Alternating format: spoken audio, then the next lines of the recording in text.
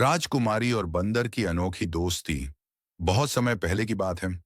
एक दूरस्थ राज्य में राजकुमारी सुदंडी रहती थी। वह महल में पैदा हुई थी, लेकिन उसका दिल बहुत सरल और दयालु था। उसे बगीचे में खेलना, पक्षियों से बातें करना और पशु पक्षियों की मदद करना बहुत अच्छा लगता था। महल के ठीक पीछे एक बड़ा सा जादुई बगीचा था। वहां रंग बिरंगे फूल खिले रहते और मीठे फल लगे रहते। उसी बगीचे में एक शरारती पर बुद्धिमान बंदर भी रहता था। उसका नाम था मदन। शुरू शुरू में राजकुमारी और मदन की कभी मुलाकात नहीं हुई थी। पर एक दिन जब राजकुमारी बगीचे में झूला झूल रही थी, तभी अचानक झूले की रस्सी टूट गई। वह गिरने ही वाली थी कि मदन फुर्ती से पेड़ से कूदा और झटपट उसे पकड़ लिया। राजकुमारी ने हैरानी से कहा, तुमने मेरी जान बचाई। धन्यवाद छोटे दोस्त। मदन हंसते हुए बोला, दोस्त, मैं बंदर हूं और तुम राजकुमारी। हम कैसे दोस्त बन सकते हैं? राजकुमारी ने मुस्कुराकर कहा, दोस्ती दिल से होती है, जाति या रूप से नहीं। उस दिन से दोनों की अनोखी दोस्ती की शुरुआत हुई। राजकुमारी रोज बगीचे में आती और मदन से बातें करती। कभी दोनों मिलकर पेड़ों से आम तोड़ते, कभी तालाब के किनारे बैठकर कंकड़ फेंकते। मदन बहुत शरारती था। वह राजकुमारी को हंसाने के लिए तरह तरह की हरकतें करता, जैसे उसकी नकल उतारना, फूलों से मुकुट बनाना या पेड़ पर चढ़कर गाने गाना।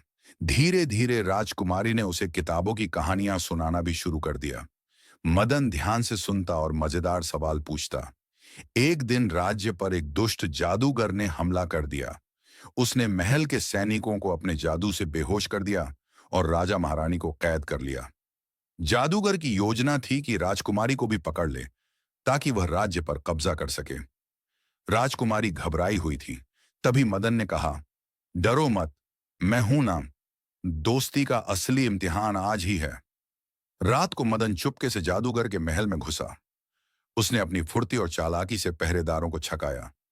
कभी पेड़ से झूलता, कभी दीवार पर चढ़ जाता। उसने देखा कि जादूगर एक चमकते हुए रत्न से अपनी शक्ति ले रहा है। मदन ने तुरंत योजना बनाई। वह चुपके से रत्न पकड़कर भागा और सीधे राजकुमारी के पास पहुंचा। राजकुमारी ने वह रत्न तोड़ दिया और जैसे ही रत्न टूटा, जादूगर की सारी ताकत खत्म हो गई। राजा और रानी आजाद हो गए। राजा ने मदन को दरबार में बुलाया और कहा, तुमने हमारी बेटी और पूरे राज्य को बचाया है। हम तुम्हें सम्मानित करना चाहते हैं। मदन ने हंसकर कहा, मुझे कोई इनाम नहीं चाहिए। मेरी सबसे बड़ी दौलत तो राजकुमारी जैसी सच्ची दोस्त है। राजकुमारी ने गले लगाकर कहा, हाँ, दोस्ती सबसे बड़ा खजाना है। उस दिन से राज्य में हर कोई उस अनोखी दोस्ती की मिसाल देने लगा। राजकुमारी और बंदर की दोस्ती, और दोनों ने जीवन भर अपनी दोस्ती को निभाया। Please like or subscribe Karen.